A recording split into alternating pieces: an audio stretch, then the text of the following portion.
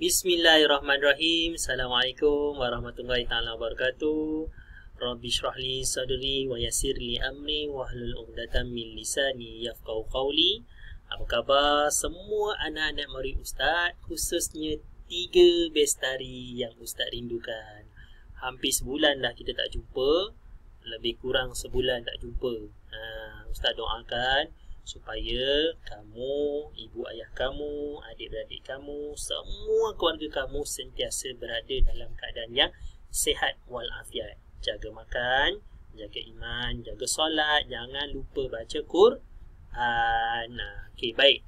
Jadi insya-Allah dalam video kali ini untuk e-learning yang pertama ini, Ustaz nak buat ulang kaji semula berkaitan tentang tajuk di mana masih lagi dalam tajuk unit makanan, unit manusia. Unit manusia berkaitan tentang kelas makanan. Kelas makanan kita dah belajar, cuma kita nak ulang semula. Nanti on the next video kita akan sambung tajuk yang baru. Okey, baik. Berkaitan tentang kelas makanan. Okey, kelas makanan tu apa jom kita tengok. Kelas makanan ada 7 kelas makanan yang kita dah belajar. Kita ada belajar tentang karbohidrat. Sebut sama-sama Ustaz. Karbohidrat, protein, lemak, vitamin, garam mineral, air dan juga pelawas. Ustaz yakin dan pasti sepanjang proses PKP ini, cuti awak, mesti awak makan yang sihat-sihat, makan yang baik-baik. Sebab duduk rumah ni, tidur, makan, solat, tak boleh nak buat apa sangat kan. Jadi hari ni kita nak belajar tentang kelas makanan. Kenapa kena belajar? Supaya kita tahu yang mana makanan yang ada nutrien yang baik untuk diri kita. Nutrien tu apa? Khasiat tu apa? Benda yang baik. Jom kita tengok. Okey, baik. Kelas makanan yang pertama kita sebut sama-sama karbohidrat. Kita eja KARBOHIDRAT. Karbohidrat. Okay, tengok tu. Gambar apa ada? Gambar apa? Roti. Gambar apa lagi tu? Nasi. Ada jagung. Ada ubi-ubian. Ada Maggi. Mesti makan Maggi waktu cuti ni kan? Maggi apa awak suka? Mesti ada banyak kan? Kena kurangkan. Maggi ni adalah karbohidrat sebab dia ada asas pembuatannya adalah daripada tepung. Cuma ada bahan kimia yang tidak sihat. Tapi tak apa, nak makan boleh tapi tak boleh selalu. Okey, tu ada apa lagi tu? Ada makaroni. Karbohidrat ni ada fungsi dia. Fungsi dia untuk memberi tenaga. Beri tenaga untuk kuat, untuk sihat. Tak lama lagi kita nak puasa, mesti makan nasi secukupnya. Okey, baik. Yang kedua adalah protein. Apa dia? Sebut sama-sama. Protein. P-R-O-T-E-I-N. Protein. Protein ini adalah bahagian makanan di kalangan yang kita boleh tengok di gambar tersebut. Ada apa tu? Telur. Siapa suka makan telur? Banyak contoh makanan kita boleh buat daripada telur. Okey. Telur, ada buah avocado, ada kekacang, ada telur rebus, ada gambar apa ni? Sayur, ada ikan. Cuba teka ni ikan apa? Ni adalah ikan salmon. Ikan salmon. Okey. Ikan salmon ni mahal sikit lah, tapi sangat berkhasiat. Ni ada apa ni? Daging. Daging, ayam, pisang, semua adalah sumber protein. Apa fungsi dia? Fungsi dia adalah tumbesaran. Tumbuh seran ni apa? Untuk supaya kita boleh hidup dalam keadaan makan makanan yang boleh tambah kita punya proses tumbuh seran untuk semakin tinggi, makin besar, makin sihat. Mesti ada cukup kandungan protein yang baik. Sebab tu kita tengok ada sesebuah kawasan di dunia ni, antaranya Afrika. Ada tempat orang yang susah, yang mengalami peperangan dan sebagainya. Dia tak dapat makan-makan macam kita. Tak dapat makan ayam, tak dapat makan ikan, tak dapat makan protein. Jadi tengok dia tak berapa sihat, kurus je. Kurus bukan kurus biasa, tapi kurus yang sampai macam kita tengok macam sakit, macam hantu kan. Tengok kartun kat TV, tengok orang yang kurus sangat nampak tulang, ada di Afrika sana. Contohnya lah, contoh kawasan. So kena cukup makan protein. Okay, yang seterusnya adalah lemak. Lemak, apa fungsi lemak? Fungsi lemak adalah untuk memanaskan badan. Lemak untuk fungsi untuk memanaskan badan, supaya bila kita makan, badan kita dalam keadaan boleh dibakar kembali kalori.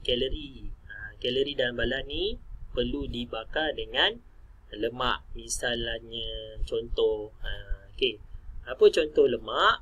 Kita boleh tengok tu ke kacang, di ikan, kacang-kacang yang sihat-sihat macam tu. Antaranya minyak pun ada minyak, tapi dia tak boleh ambil banyak. Lemak ni ada terbagi kepada dua, tapi nanti kita akan belajar, cuma bukan tahun ni lah, berkaitan tentang pembagian lemak. Lemak kalau macam minyak tu, minyak yang paling baik sekali, cuba teka minyak apa? Minyak zaitun. Minyak apa lagi? Minyak sayur. Lagi minyak apa? Minyak jagung. Cuba cek 3 benda ni ada tak kat dapur. Baik. Yang seterusnya, yang keempat, kelas makanan keempat adalah mineral. Mineral ni adalah antara sumber kelas makanan yang kita perlu amalkan dalam keadaan yang sikit, tak boleh banyak sangat. Antaranya apa? Ada garam, ada gula, ada sayur-sayuran, ikan bilis dan sebagainya. Sayur-sayuran juga dikelaskan juga sebagai mineral. Kenapa Ustaz letak gambar aiskrim tu? Cuba teka. Sedap kan? Waktu musim PKP ni tak boleh berjalan, mesti dah lama tak makan aiskrim kan? Nanti dah habis, boleh kita ajak mak ayah, kita beli aiskrim. Sebab apa? Bukan contoh makanan yang baik. Aiskrim mempunyai kandungan gula yang sangat tinggi. Jadi kita tak boleh ambil aiskrim, tak boleh makan aiskrim dengan kadar yang tinggi, sebab terlalu manis. Tapi nak makan kadang-kadang pun boleh. Fungsi dia apa? Untuk jaga kesihatan. Garam, gula, ikan bilis dan sebagainya untuk jaga kesihatan, nak bagi kita semakin sihat. Yang seterusnya, vitamin. Sebut sama-sama, vitamin. Bagus. Ejanya V-I-T-A-M-I-N, vitamin. Vitamin ni antara contohnya adalah dalam kalangan buah-buahan. Tengok buah apa tu ada. Sedap Ustaz tengok kan. Buah-buahan apa ada? Cuba tengok dekat dalam peti ais, dekat dapur ada buah apa. Jadi buah-buahan ni ikut sunnah Rasulullah SAW. Ramai orang tak amal. Makan buah-buahan di awal permulaan makanan, bukannya di hujung pemakanan. Bukan. Jadi kalau nak betul amalkan buah-buahan, mesti makan sebelum kita makan nasi tu, kita ambil buah sikit, kita makan. Fungsi dia apa? Untuk menjaga kesihatan, untuk tambah kita punya kesihatan. Antaranya kesihatan apa? Kesihatan kulit, kesihatan mata. Mata ni makan apa paling terbaik sekali? makan tomato. Mesti semua suka makan tomato kan? Banyakkan makan tomato. Okey. Yang seterusnya, yang keenam adalah pelawas. Ejanya P-E-L-A-W-A-S. Was, pelawas. Okey, pelawas ni fungsi dia untuk mencegah sembelih. Pernah tak waktu kita ni sakit perut, tapi bila kita masuk ke tandas, Allahumma inni a'udzubika minal khubsi wal khaba'is, kita masuk tandas, kaki kiri nak buang air besar tak boleh keluar. Pernah tak? Itulah yang dipanggil sebagai sembelit. Ingat tak Ustaz kata sembelit? Sembelit ni adalah satu penyakit mana kita susah nak buang air besar. Jadi macam mana nak elak daripada kita kena penyakit sembelit? Kita mesti mengamalkan makanan yang dikelaskan sebagai pelawas, iaitu sayur-sayuran. Jom tengok ada sayur apa ni. Ada bawang, ada carrot ataupun lobak, ada labu air, ada timun, ada kobis, bunga kobis, sadri. Semua ni sihat-sihat. Semua sihat-sihat belaka. Jadi jangan tak suka sayur. Ramai orang tak suka sayur, lagi-lagi kanak-kanak. Mesti makan sayur. Kalau nak sihat, banyakkan makan sayur. Kurangkan makan benda yang tidak berkhasiat. Okey, baik. Yang ketujuh, last sekali kita ada air. Kelas makanan yang seterusnya lah air. Air apa? Iaitu air putih atau air masak. Apa fungsi dia? Untuk mengawal suhu badan. Badan kita ni ada suhu. Perasan tak kalau orang yang demam, badannya panas, tak elok je rasa badan kan? Antara sebab dia kurang minum air masak. Sebab tu biasa cikgu marah. Kenapa ni? Bawa air kat sekolah kan? Bawa air tapi tak minum tak habis. Rindu. Ustaz paling rindu bila nak dengar perkataan yang keluar daripada mulut awak tu, yang awak cakap, awak angkat tangan semua kan?